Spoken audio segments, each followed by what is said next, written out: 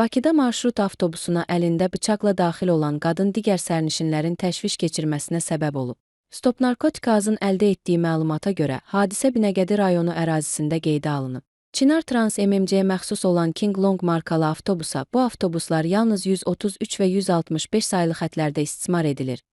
Bıçaqla daxil olan yaşlı qadın digər sərnişinləri hədələməyə başlayıb. Sərnişinlərin əksəriyyəti bu vəziyyətdən narahat olaraq kənara çəkiliblər. Videodan qadının psixi sağlamlıq vəziyyətinin yerində olmadığını ehtimal etmək mümkündür. Başını kəsəmək yox, başını kəsəmək, elimi götürür. Olur, artıq bir mən dəşik atarım. Sən, zuhudsan, mən erməniyəm, səni öldürərəm. Daxili İşlər Nazirliyinin mətbuat xidmətindən hadisə ilə bağlı bildirilib ki, ictimai nəqliyyatda kəsici alətlə qeyri-adekvat hərəkətlər edən 1957-ci il təvəllüdlü qadın polis əməkdaşları tərəfindən saxlanılıb. Onun sağlamlıq vəziyyəti nəzərə alınaraq barəsində qanuna müvafiq tədbirlər görülüb.